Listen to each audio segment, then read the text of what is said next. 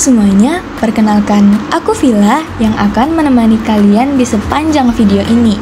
Sebelumnya, video ini kami buat dalam rangka pemenuhan tugas bahasa Indonesia berbasis proyek yang bertemakan praktik baik implementasi Pancasila dalam kehidupan bermasyarakat.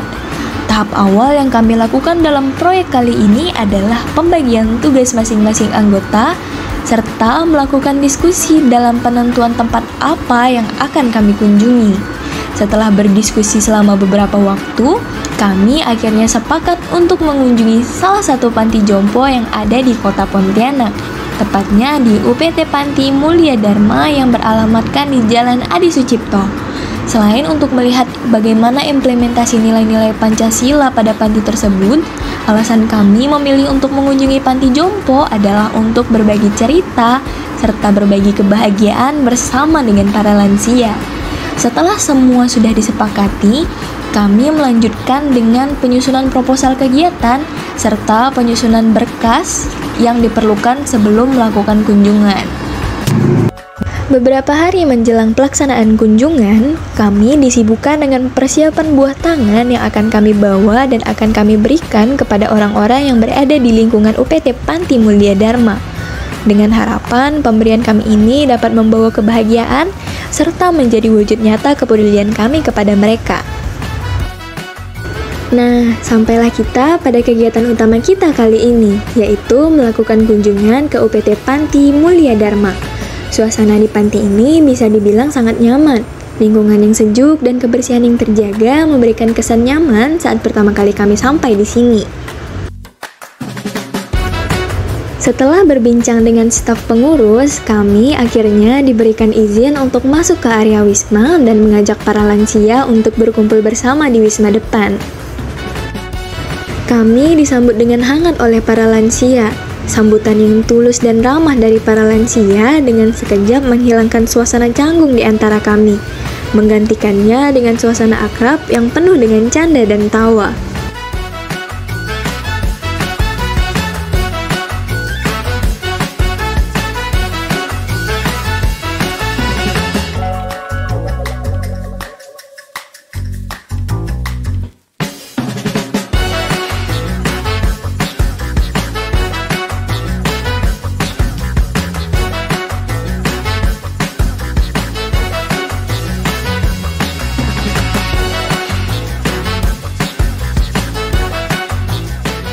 Selesai berkeliling wisma untuk mengajak para lansia berkumpul, kami semua akhirnya berkumpul bersama di Wisma 9 untuk berbagi kebahagiaan dan cerita bersama. Di sini kami mendapatkan banyak sekali pengalaman baru dan cerita yang menyenangkan. Mulai dari cerita masa muda seorang kakek yang dulunya orang kaya,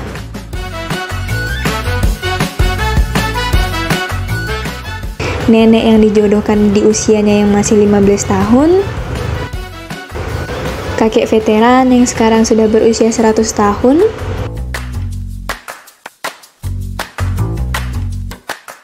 kakek yang hobinya menyanyi, serta berbagai kisah masa muda dari para lansia lainnya.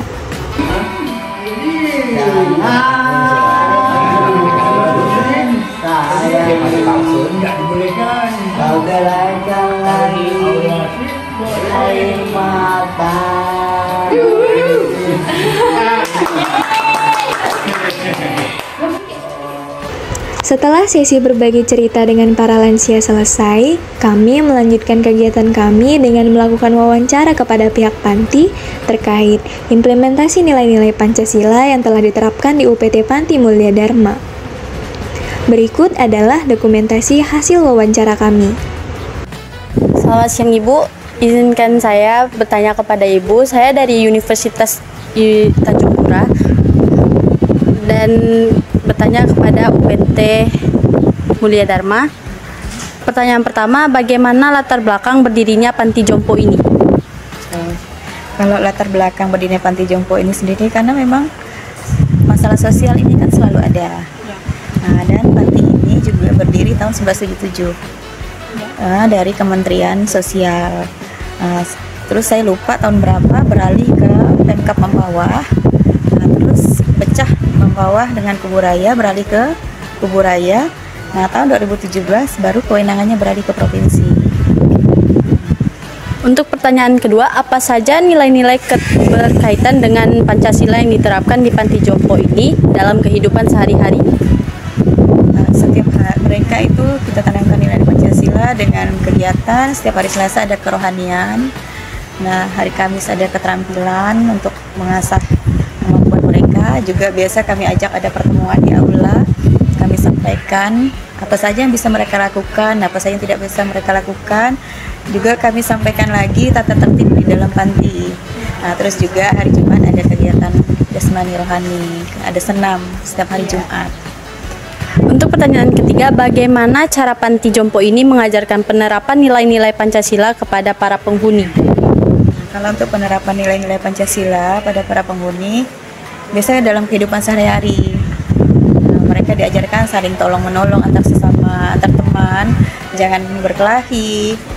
Intinya di sini kita tinggal, anggap saja di sini keluarga. Karena mereka sudah ibaratnya orang yang terlantar tidak punya keluarga, jadi di panti inilah keluarga mereka. Jadi harus saling bantu, saling tolong, saling mengingatkan, ibadah bersama. Nah, seperti itu. Toleransi, karena di sini kan agamanya berbeda-beda. Ada Kristen, Katolik, Hindu, Buddha. Itu yang kami terapkan ke mereka. Intinya mereka harus saling kerjasama dan saling tolong. Dan pertanyaan terakhir, apa saja tantangan yang dihadapi dalam penerapan nilai-nilai Pancasila di Panti Jompo ini? Nah, kalau tantangan ini, karena di sini kan para lansia, yang pasti lupa itu selalu ada dan setiap hari selalu kita ingatkan. Seperti misalnya kegiatan kerohanian, tausiah misalnya. Hari ini tema tentang tolong-menolong antar sesama. Nah, selesai kajian, kita tanya apa tadi kegiatannya, apa ya? Ada yang separuh ingat, ada yang separuh lupa. Nah, pas pertemuan berikutnya kita suruh ulas lagi, terus kita tambah dengan yang tema baru, pun masih kadang ada yang lupa, karena rata-rata kan udah mulai pikun, karena kan 60 tahun ke atas. Terus juga kita ada disabilitas. Di sini kan ada disabilitas, ada mental, ada fisik. Kalau mental itu mereka bukan gila, tapi mereka namanya ODMK, orang dengan masalah kejiwaan. Nah, terkadang otak mereka bisa tiba-tiba pintar sekali ngomong, tiba-tiba juga blank. Kita tanya, saya lupa. Ada yang pintar sekali, Nah, misal kita bilang, coba ini tolong dicabut rumput di sekeliling Wisma. Itu bukan tugas kita, Ibu. Kan ada tukang bersih-bersih. Kita kan perempuan, tugasnya di rumah. Kita tuh nyapu, ngepel aja. Ya udah. Jadi kalau yang seperti itu tidak boleh kita paksa. Nah, karena berbagai macam karakter. Ada yang misal kita lewat ini kita tegur, dia nggak mau jawab. Jadi biarkan aja, nggak usah ditegur. Nanti ada waktu kita lewat ditanya, ibu kemana? Ibu kan nggak pernah kelihatan. Berarti lagi baik hatinya. Nah, jadi sifat itu macam-macam dan latar belakang mereka masuk ke sini berbeda-beda. Jadi juga cara berlatihnya juga berbeda-beda. 75 orang, 75 karakter, 75 sifat, 75 kepribadian yang harus kita pahami. Jadi ibu bilang sama teman-teman, sebenarnya kita di sini lebih pintar dari psikolog. Karena kita memahami 75 karakter orang, harus kita tangani. Jadi ada yang misalnya ramah tamah, ada yang pendiam, ada yang berhalusinasi, ada yang menganggap dirinya itu poluan, ada yang menganggap dirinya menyanyi. Ya udah, kita ikutan aja mereka. Baik, terima kasih Ibu atas menjawab pertanyaannya. Izin kami pamit. Dengan selesainya wawancara bersama pihak pengurus panti, selesai jugalah kegiatan kunjungan kami di UPT Panti Mulia Dharma. Dari pengamatan secara langsung dan wawancara kepada staf pengurus panti, dapat disimpulkan bahwa UPT Panti Mulia Dharma ini erat sekali dengan penerapan nilai kemanusiaan dan nilai ketuhanan dalam berjalannya panti sosial. Hal ini dapat dilihat dari rutinitas yang dilakukan setiap minggunya oleh lingkungan panti, seperti kegiatan kerohanian, senam bersama, serta berbagai sosialisasi yang diadakan oleh pihak panti untuk para lansia. Selesai sudah video dokumentasi kegiatan kami selama dalam proyek ini. Kami ucapkan terima kasih dan maaf apabila ada kesalahan kata. Aku Villa, pamit undur diri. Sampai jumpa.